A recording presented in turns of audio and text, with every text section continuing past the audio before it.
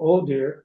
Here's another picture from the book. This is me on stage in the Cotton Bowl in Dallas Oh in yeah. 1983 with uh, terrible Ted Nugent up there in his shorts or his loincloth or something. And then Sammy Hagar. And Sammy doesn't even have a guitar. He's really just singing into one of those head mics, but we were rocking it up. And the story that's in the book, I mean, I don't know if it's in the book or not. Certainly, I played those gigs. I'll tell the story quick. 2 nights, right? We played the Cotton Bowl in Dallas. The next night, we played the Astrodome in Houston, and it was a big show that had Ted, Ted, us, Sammy, and then Styx was the big headliner. And of course, Ted got up there and just annihilated everybody. Triumph, we pretty much did, a pile driving rock and roll machine kind of set. And then, Sammy would get up there and just annihilate, And of course, Tommy Shaw of Styx was backstage with Dennis DeYoung going, Dennis, we can't do Mr. Roboto. Like, we can't. Like, please don't make us do that. We shouldn't do Babe. We should just do Blue Collar Man. And Dennis is going, no, no, no, we're going to do our thing. Everybody put on your costumes. We're going to go do our Broadway show. And it was like, oh, and the people would just leave in droves when Styx was doing their thing. Anyways, and part of the thing with Sammy too was he knew he was going to drive the steak home because he goes, hey, Ted, hey, Rick, would you like to get up and jam with me? We could do a whole lot of love. And I go, yeah, that sounds like for an outdoor show, by the time people have got through, 2.5 rock bands, like that's a pretty good idea. So we get up there and we get about, to the point of the song where there's going to be the breakdown and the that weird little drum solo and the bugga bum bum bum boom boom the guitar fills. But we're just jamming, right? So we're at that point and it's just going to be this guitar jam. No one is going to know what's going to happen. Ted takes off. This is the first night in Dallas. He takes off, and then Sammy takes off chasing him, and they're running around. They go to over the way stage right, and then they come ripping across. And I go, those sons of bitches. I jump and I run and I start chasing them after they left me behind in the dust. So the next night when we're in Houston, I go, I know when the queue's coming. I'm going to jump the queue. And so before we get there, I start running. And then they got to go, boom, and then now they got to chase me, right? And so after we finish, I get in the elevators to go up to the private booths that are at the top of the Astrodome, and I mean Ted's in the. Him and I are almost. I think there might have been a road manager, but we're kind of alone in the elevator. And Ted is about 6'2" or 3, and he turns to me and he looks down at me and he goes, "Hey, man, you stole my move."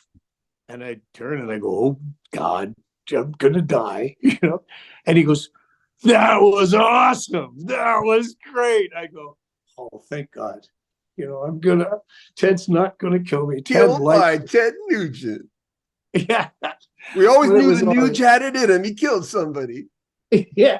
I think part of it, I mean, for me, obviously, music is something where I do get a very spiritual sense. But I think of it as human spirit. I don't think of it as a spirit that exists in some sort of, cosmic, universal kind of way. But that's not to say that I don't get those, the whole thing about if you're having psychological problems and you should maybe go and do forest bathing, or you just need to take a walk in the rain or whatever. And I go, no, I get that. I totally get that because you do get a sense of the cosmic expanse of the universe when you watch a sunset and you're in the right mood, or the glass of wine and the and the sunrise are just hitting you at the right moment. I guess glasses of wine should happen at sunset, not sunrise. But anyhow, you get the idea. Like I don't know. I feel like all human beings have that need for a spirituality. It's just a question of where are you going to place it? Where are you going to find it? And for me, it's art. For me, That's why I wrote the book. You know what you wrote? You wrote because I copied and pasted it from the book because I have a PDF version of it, right? So it's easy to copy and paste. People will say, Yep. "Don't you want the book?" I'm going, it's a lot easier if I have a PDF and it's cheaper for everybody. In the art of music section, you write, "Music is the closest thing we've got to a place where humanity meets our desire to connect to the universe." There you go. Yeah, that's it. Yeah, and that's the truth of it for sure. Okay. Yeah. Okay. Some of that I'll Thanks for include. the interview. Yeah, See you. thanks. Thanks. See you later, John. Oh, celebrity is a mask that eats the face, John Updike. And then you had said I was always at war with the mask on my face. But you see, you're that shy kid, and I so related. I was like, I'm riding that thing with you when I read that, and that becomes like the shy kid becomes this the movie star, the rock star. Yeah, and I think that there's a compensating kind of thing there. I think, but it's also, and writing the memoir, was an educational experience for me about myself, because you start to dig into these things and you start to realize, and it's not like I haven't had some therapy of my own in my life. I have, because I was having a lot of, especially when I got sort of into my 60s, towards the end of my touring career, I had so much stress and anxiety, and it was clinical. I literally had to be taking medication and stuff. And why is this happening? But I think when you're a kid and you have certain kinds of talents and abilities, the generation that came before us, that was like, oh, okay, so this is how we fix the shyness. We make him use these talents and abilities to come out of himself, to come out of his shell, to, you're going to have to, hey, Rik, you're going to come to church choir practice with me, and you're going to be singing in the choir as a first soprano, a boy soprano. You're going to sing a solo on Sunday. Oh, you're going to be in the Christmas pageant, and you're going to have a lead role and memorize all these lines and be the lead actor and sing a song. And so all of these things were starting to happen to me because I did have the ability to do it, but I didn't want to. I was the last thing I wanted to do. But then now you're getting the training that you put on the mask, you figure out how you do this, and then you get to the point where you go, I know how this works. I'm good at this. Plus I was good at sports, and sports was all about that thing. Like, okay, line up for the 50-yard dash. Now you mark, get set, bang. For the next, 5-6 seconds, you are going to absolutely give a performance that is, you're totally in it. You're giving 100% concentration, 100% performance. It's a done deal. Like, you're all in. And so I did that when I played everything: baseball, football, track. I was all in to compete in that moment. I didn't. I played to win all the time. I played to absolutely deliver peak performance. But this also goes to something else, and that is an aesthetic quality, an artistic kind of creative quality.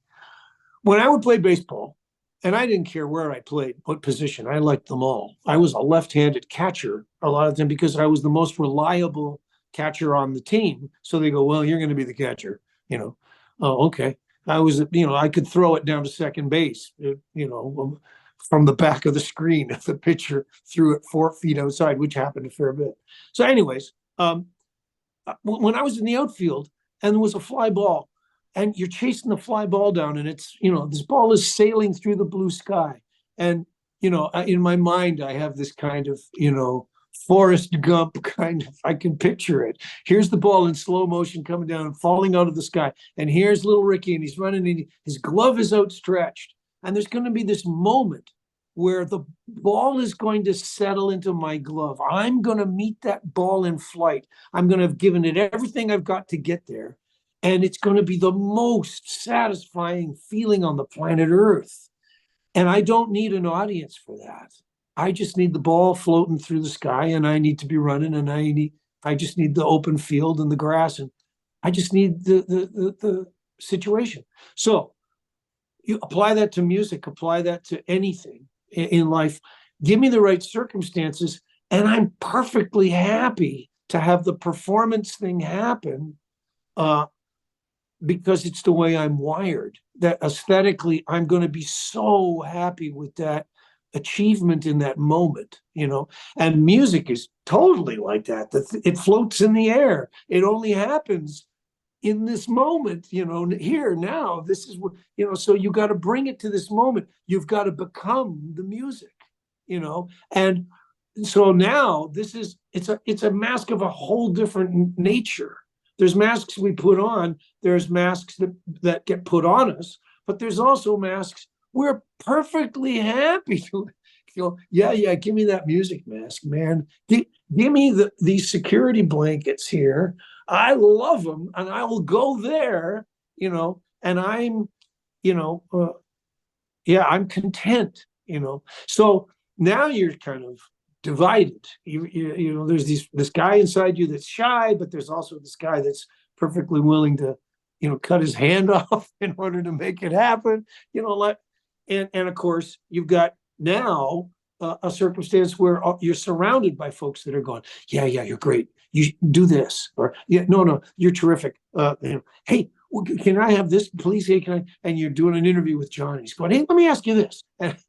And so you're delivering because you are who you are, and you've done what you've done, and So the mask is something that you go, yeah, I'm 100% comfortable.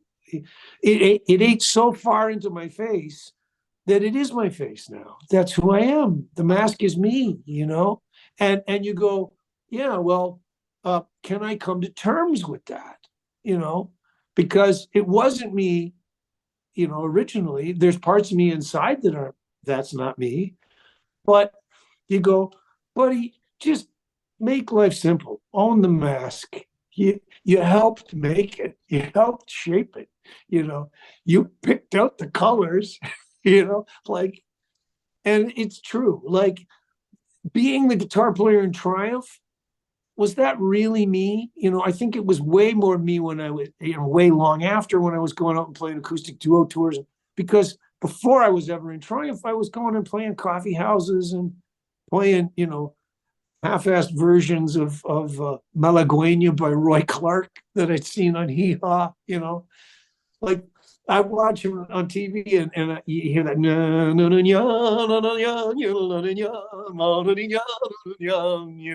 and I figure it out by ear, and I go, hey, I could do this Thursday night at the coffee house on my nylon string guitar. This will probably go over really good.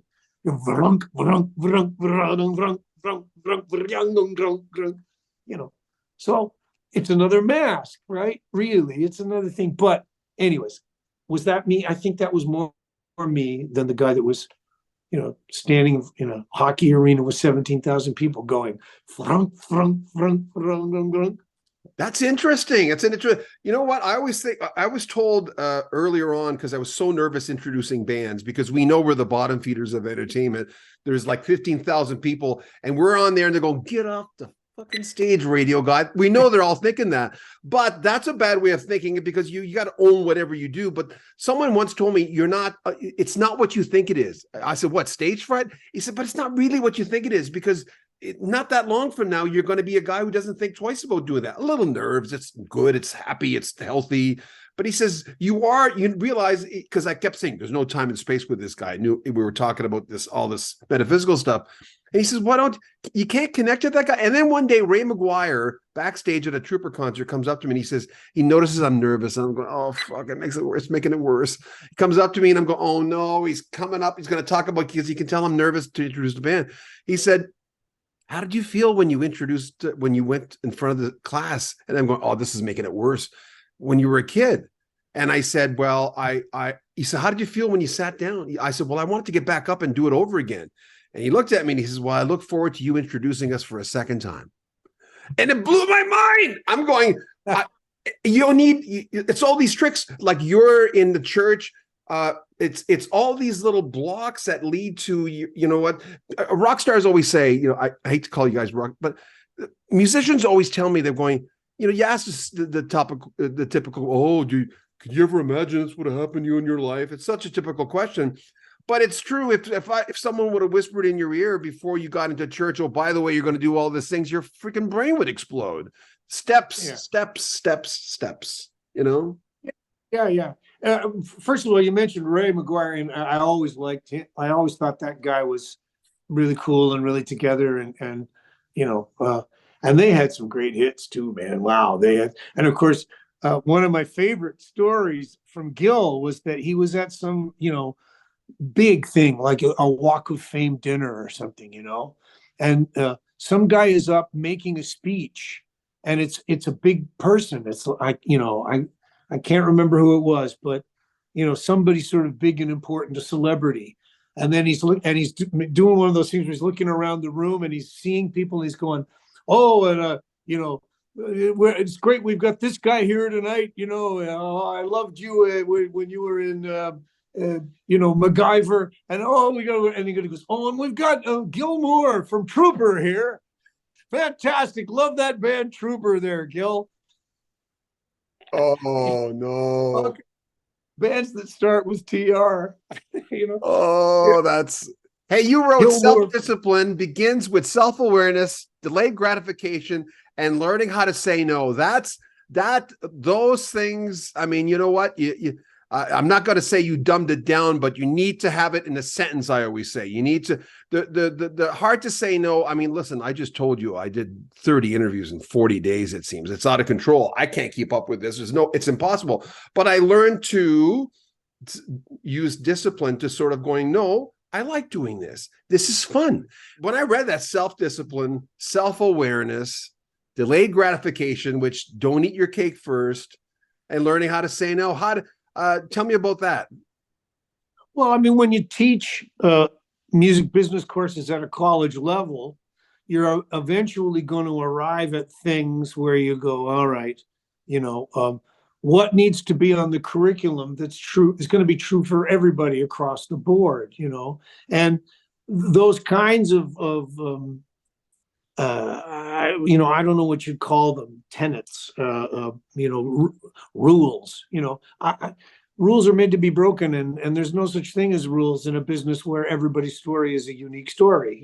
But I do think there are some things that become kind of self-evident, and I would do like in the early days when I was first building curriculum for the course, I would look around and find things. And there was a guy in Berkeley in the States that taught a self-promoting, Peter Spellman taught a self-promoting musician kind of course. And he had a book.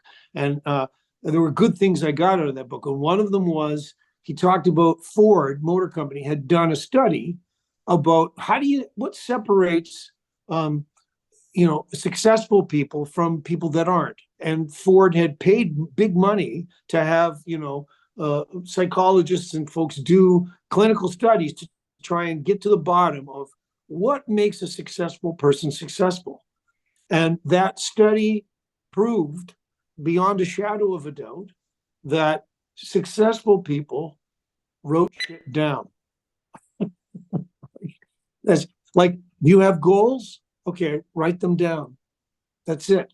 And if you do it, if you write them down, they become real. And now you have a focus for them, and they've taken. But the people that don't, the people that are kind of lazy and they never get around to it, or they go, well, that's stupid, I'm not going to do that. Well, then they're probably not going to be successful, because successful people make lists. Successful people write down. Successful people keep journals. Successful people plan things out and write those plans down. They have agendas. And I've always been that kind of a person. So, and I'm saying, I'm not that special. I'm really not. I stand up in front of students and I say, here's the kinds of things that I can make this simple for you. So that was the first one. That was the key. The one about writing things down and becoming a list person, a journaling person, those kinds of things. And that led to the other things where you check out studies and you realize, this is what separates the wheat from the chaff. And of course, that leads you to the psychology studies of little kids, where they sit them down in a room and they go, okay, here's a candy. You can have one candy, but if you won't take it, I'm going to leave the room. I got to go and do something. But don't eat the candy. When I come back, I'll give you two. But, and so they do studies to go, the kids that eat the candy right away, as soon as the person leaves the room, versus the kids that learn about delayed, or they have delayed gratification they see the value in it, or they believe in the value of it. So the teacher comes back and gives them two. And so they're ahead of the game. Those kids are probably going to get university degrees. Those kids are going to be the ones that make more money in life. They're the ones that are going to be more successful. So you get a study like that. And so I would stand up in front of a room full of, 35 to 40 people that are, the other side of 20, but haven't got to 30 yet. And I would say, okay, folks, you want a secret of life? Here it is, delayed gratification. Be willing to work today for something that is not going to pay off for another 6 months. Because I can tell you from experience, that was the story of triumph. That was an absolute kind of thing that existed that we shared. Everybody was willing to go, yeah. I mean, in 1978, I was living in a rented house, and my wife and she had a daily job, and I was sitting around waiting for gigs and waiting for the American record deal to land, and I'd have to grocery shop using my ChargeX Visa card, and we were buying our groceries on credit because we had no money, none, zero, and it was like thinking, oh boy. But I had faith that, this Triumph thing was going to work. And by the end of 1979, I had a house sitting on an acre of land, and I had a nice car in the driveway. And my wife. What was it, by the way? Curious. The first car that I bought, the first car that I got when I was in Triumph was a Thunderbird. It was a Ford Thunderbird. It wasn't very good, but it was brand new. And then the next one I got was a Camaro Berlinetta, which could go like stink, but it was also bad car. That was the classy. That was known as the classiest of the Camaro, the Berlinetta. Yeah, it was the fast one. It was the lightest, and also on just snowy roads, it was just woo, Then I think the next one I got was a Jaguar, a Vanden Plas. 12 cylinders. Yeah. Yeah. So, and these things were happening relatively quickly in my life, like that I was moving up in the world. And so was my wife, by the way. Her cars were also getting, nicer. So anyhow. And saying no. So learning how to say no is that whole thing where, you're an artist and you're wanting to make people happy, and you're wanting to appease, and you're wanting to gain approval, and all of those kinds of things. And so then you get into this thing where there's just too many people asking you for things, and you're saying yes to all this stuff, and now it's getting out of control. And there's all of the stress and anxiety because you've taken on too much. You can't handle it. It's getting inhuman. And so that's a big lesson. How do you learn how to say no? But the other thing about it too is, let's say you're trying to build something and you're trying to project an image. You're trying to have an artistic territory where you go, this is who I am and this is what I want to be. Now, and I would often use examples in my classes, David Bowie, Madonna, they could reinvent themselves, but they were never uncomfortable in these personas that they could create. They were always like absolutely 100% committed to the Thin White Duke or the Spider from Mars, or like these things that they could make themselves be this in an incredibly convincing show business kind of way. But then you've got somebody that says, no, I don't want you to be the Thin White Duke. I want you to be the Spider from Mars. Will you go back and do that? And you have to say, no, I won't. And you have to know who you are and what you want and be able to put that ahead of what somebody else wants from you. Even they might go, well, I'll give you $1 million if you'll be the Spider from Mars. And you go, no, I'm not going to do that. I moved on from that. My rules thing, I should have had one more, which is, money is not the thing that makes the final determination. It should never be the thing that makes you decide I'm going to do it. Sometimes it can be because you need the money and you can use the money to fuel something else, like it'll give you the working budget to do what you really, really want to do, but in some ways you must protect yourself. And one of the ways you protect yourself is learning how to say no. The other way is to say, well, I don't need that money. I don't want that money.